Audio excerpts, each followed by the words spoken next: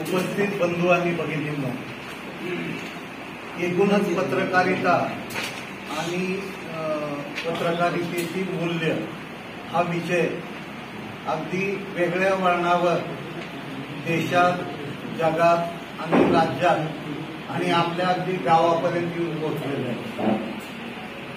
पूर्वी पत्रकारिता हे सतीचं वाण आहे असं म्हटलं जायचं.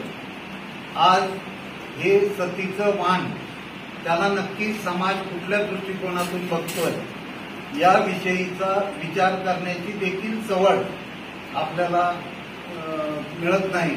त्याचं कारण असं की आजची पत्रकारिता ही गतिमान झालेली आणि ती गतिमान होण्याचं कारण असं की जी तांत्रिक क्रांती 1980 सालापासून प्रिंट मीडिया असेल, इलेक्ट्रॉनिक मीडिया असेल, रेडिओ असेल, या सगळ्या माध्यमांमध्ये 1980 नंतर जी क्रांती होत गेली त्याचा परमोच्च बिंदू आज गाठलेला आहे.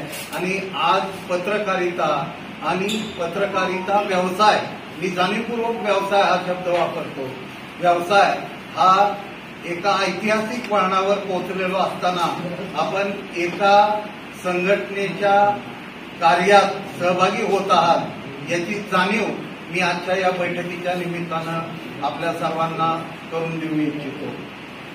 कोल्हापूर जिल्हा, शहर आणि सर्व पदाधिकारी यांचं सर्व सदस्यांच्या वतीनं, व्यक्तिगत माझ्या वतीनं आणि जिल्ह्यातल्याच नव्हे तर राज्यातल्या तमाम आपल्या संघटनेच्या सदस्याच्या वतीनं मी अभिनंदन करतो, शुभेच्छा देतो. या शुभेच्छा देत असताना काही मुद्दे आपल्याला स्पष्ट केले पाहिजे की डिजिटल मीडियाची नोंदणी किंवा युट्यूब चॅनल असेल, पोर्टल असेल, याला अजूनही पत्रकार म्हणून किंवा माध्यम म्हणून मान्यता मिळालेली नाही.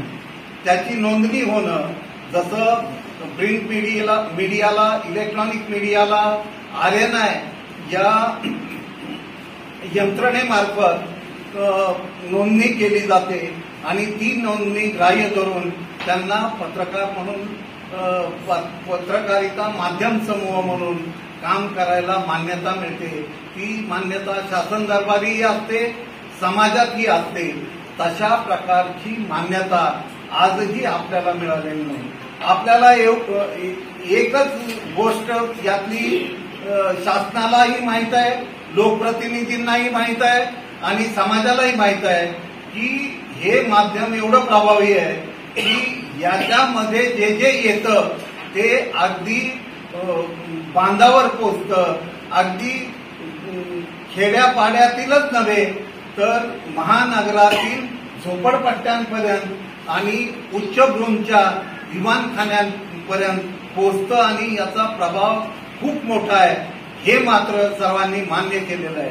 या पार्श्वभूमीवर आज आपण अशा वळणावर आहोत की आपण राज्य शासनाला पाठपुरावा करून सांगितलं की बाबा, पत्रकार म्हणून डिजिटल माध्यमांना मान्यता देत असताना आम्ही असं मानणार नाही की कुणीही उठेल, मोबाईल हातात घेईल, पत्रकारिता करेल आणि त्याला तुम्ही पत्रकार म्हणून मान्यता द्या.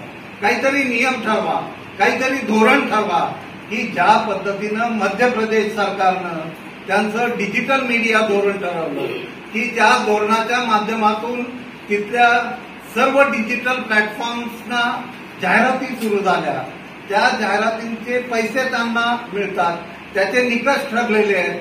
त्याच पद्धतीनं आम्हाला कायद्याची चौकट घाला, आम्हाला आमच्या जबाबदारीला नक्की कशा पद्धतीनं न्याय दिला पाहिजे हे सांगा आणि मग पत्रकार म्हणा. अशा प्रकारची भूमिका आपण शासनापुढे मांडलेली आहे. शासनानं त्याचा एक ड्राफ्ट, एक समिती तयार करून एक ड्राफ्टही तयार आहे आणि शासनाचं धोरण, खरं तर शिंदे सरकार असताना हे महाराष्ट्राचं डिजिटल मीडिया धोरण जाहीर होईल अशी अपेक्षा होती. दुर्दैवानं ते झालं नाही. परंतु पत्रकारांसाठी महामंडळ याची घोषणा मात्र शिंदे सरकारनं केली. आपला त्यातही खूप मोठा पाठपुरावा शासन दरबारी होता.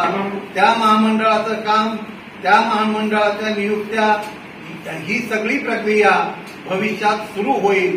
परंतु डिजिटल माध्यमात काम करणाऱ्या माणसाला, भगिनीला सुरक्षितता, आर्थिक सुरक्षितता, पत्रकार म्हणून मान्यता आणि उदरनिर्वाहाचं साधन म्हणून या क्षेत्राकडे बघायचं की नाही, याविषयीच्या प्रश्नाचं उत्तर हे डिजिटल मीडिया धोरण जाहीर झाल्यानंतरच आपल्याला मिळेल, अशा प्रकारची माझी वैयक्तिक भावना आहे.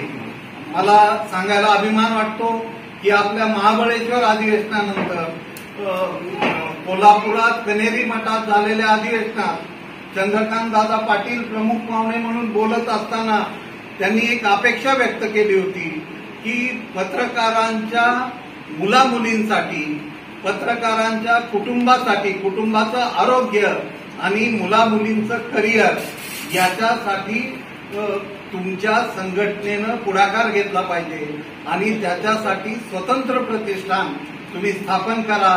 त्या सगळ्या प्रक्रियेत जे काही मदत लागेल ती मी करेन असं जाहीरपणे ते त्या अधिवेशनात आपण सगळेजण होतो जाहीर केलं होतं. मला सांगायला अभिमान वाटतो की प्रतिबिंब प्रतिष्ठान हे माझ्या अध्यक्षतेखाली स्थापन झालेलं आहे आणि त्याचं लॉन्चिंग लवकरच होईल.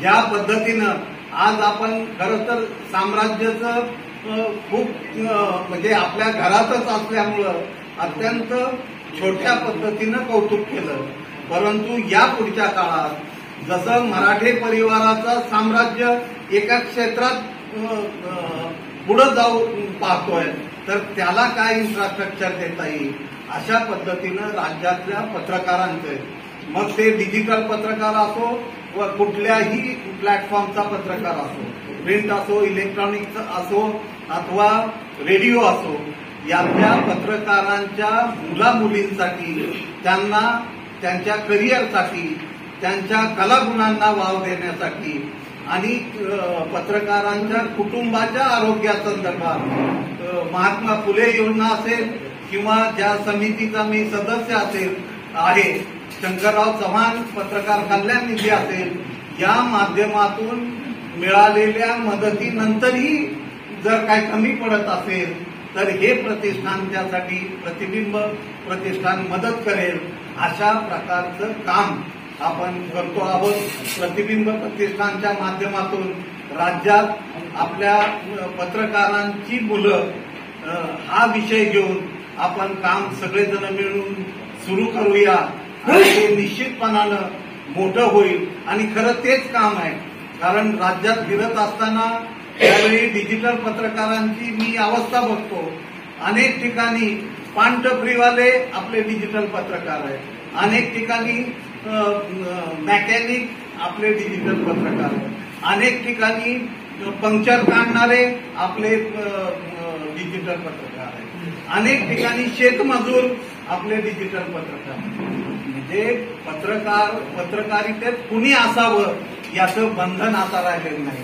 परंतु संघटना म्हणून आपल्याला पुढच्या काळात वाटचाल करताना माणूस काय काम करतो, माणूस कुठल्या समाजाचा आहे किंवा त्याची आर्थिक परिस्थिती काय आहे, यापेक्षाही पत्रकारितेची मूल्य डिजिटल माध्यम म्हणून त्याला पाळायला कशी लावता येईल, त्याचं प्रशिक्षण कसं करता येईल, यावर आपली संघटना भर देणार आहे. आणि मी पहिल्या दिवसापासून सांगतो की आपण कुणालाही सदस्य व्हा म्हणून मागं लागत नाही, तुम्ही झालंच पाहिजे हा आपला कुणालाही आग्रह नाही. आणि तीच भूमिका घेऊन आपण राज्यात वाटचाल करत आहोत. कुणालाही आपण मागं लागून आमच्या संघटनेत या असं कधीही पहिल्या दिवसापासून झालेलं नाही, भविष्यातही होणार नाही. ज्याला काम आवडेल, ज्यांना आपली कार्यपद्धती आवडेल, ज्यांना आपलं धोरण आवडेल, ते आपोआप या संघटनेत सहभागी होतील आणि एक मोठं काम उभं करण्यासाठी म्हणून पुढं जातील.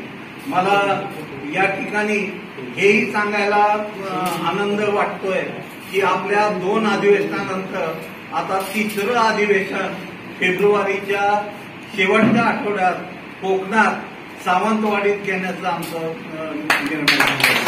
आणि त्या दृष्टीनं आम्ही प्रयत्नाला लागलेलो आहोत। आणि त्याचबरोबर हे करत असताना की मल्टीमीडियाचा जमाना आहे, की डिजिटल मीडिया हा पत्रकारितेचा मुख्य प्रवाह बनत असताना मल्टीमीडिया, प्रिंट मीडिया संपणार आहे का? कधीच संपणार नाही। रेडिओ संपला का? कधीच संपणार नाही। तर मीडियाच्या या सर्व शाखा या सदैव जिवंत राहणार आहे, परंतु यातला मुख्य प्रवाह म्हणून प्रिंट मीडिया, डिजिटल मीडिया हा आज नावारूपास आलेला आहे। पुढचा काळही डिजिटल मीडियाचा राहील अशा प्रकारचा निष्कर्ष जगानं काढलेला आहे, आपण सर्वांनी काढलेला आहे। त्या पार्श्वभूमीवर या सर्व मल्टीमीडियाचं संघटन झालं पाहिजे, यात काम करणाऱ्या संघटनांचं संघटन झालं पाहिजे। या भूमिकेतून आपण राष्ट्रीय पत्रकार दिनी राष्ट्रीय पत्रकार महासंघाची किंवा नॅशनल जर्नलिस्ट फेडरेशनची घोषणा केली। तर ही घोषणा करत असताना की राज्यातले अनेक पत्रकार संघ असे आहेत की ज्यांना एकत्र येऊन काम करावं असं वाटतं, आणि ते पत्रकार संघ आणि देश पातळीवरच्या संघटना यांना एकत्रित करून आपण ही चळवळ पुढे नेण्याचा प्रयत्न करतोय। मला खात्री आहे की आपण आपली जबाबदारी ओळखून प्रत्येक भूमिका घ्याल। मी काल इचलकरंजीत बोललो की या क्षेत्रात येताना उदरनिर्वाहाचं आपलं साधन म्हणून तुम्ही पत्रकारितेत येत आहे का? डिजिटल पत्रकारितेत या क्षेत्रात तुम्हाला किती वर्ष पुढचं भवितव्य आहे? या क्षेत्रात आल्यानंतर मी 10 वर्षानंतर कुठं असेल, माझा परिवार कुठं असेल, माझ्या परिवाराचं आर्थिक स्थैर्य कशा पद्धतीचं असेल, या सगळ्या गोष्टीचा विचार करून तुम्ही या क्षेत्रात आलं पाहिजे। तुमचं उत्पन्नाचं साधन, मुख्य साधन बनण्याची क्षमता आज डिजिटल मीडियाची नाही, हे सत्य स्वीकारून आपल्या कुटुंबाला न्याय देण्यासाठी आपला मुख्य व्यवसाय, मुख्य नोकरी यावर कधीही अन्याय होणार नाही याची काळजी घेऊनच आपली पत्रकारिता कशी आपण चालू ठेवू याची देखील तुम्ही काळजी घ्यावी, अशा प्रकारची विनंती मी आज आपल्या सर्वांना करतो। त्याचप्रमाणे आता ज्यांच्या निवडी झालेत तालुका पातळीवरच्या सर्व अध्यक्षांना माझी विनंती राहील की येत्या 2 दिवसातच मी आपल्या ग्रुपवर आपली ऑनलाईन सदस्य सभासद होण्याची लिंक टाकलेलीच आहे, परंतु आपण पर्सनली सभासदांची यादी तयार करा, पदाधिकाऱ्यांची निवड करा आणि ती तातडीनं आपले जिल्हा अध्यक्ष, आपले पश्चिम महाराष्ट्राचे अध्यक्ष आणि माझ्याकडं किंवा उपाध्यक्ष सतीश भाऊंकडं पाठवा, अशा प्रकारची विनंती जाता जाता करतो। आणि हेही सांगतो की पुढच्या काळात शंकरराव चव्हाण पत्रकार कल्याण निधी या माध्यमातून पत्रकार सन्मान योजना म्हणजे पत्रकाराची पेन्शन, की ज्या समितीचा, शासनाच्या समितीचा मी सदस्य आहे, त्या समितीची नियमावली कशी सुलभ करता येईल, की त्याचे नियम जे कडक नियम आहेत ते थोडे शिथिल कसे करता येतील यासाठी प्रयत्नशील राहील, अशा प्रकारची ग्वाही देऊन मी माझं मनोगत थांबवतो। सर्वांना संक्रांतीच्या शुभेच्छा देतो। फक्त गोडगोड बोलू नका, मन ही गोड ठेवा आणि मनाबरोबर आपली सर्वांसाठी सद्भावना चांगली ठेवा, अशा प्रकारची भावना व्यक्त करून संक्रांतीच्या शुभेच्छा देऊन आपल्या सर्वांना मनापासून धन्यवाद देऊन मी माझं मनोगत थांबवतो। जय हिंद, जय महाराष्ट्र।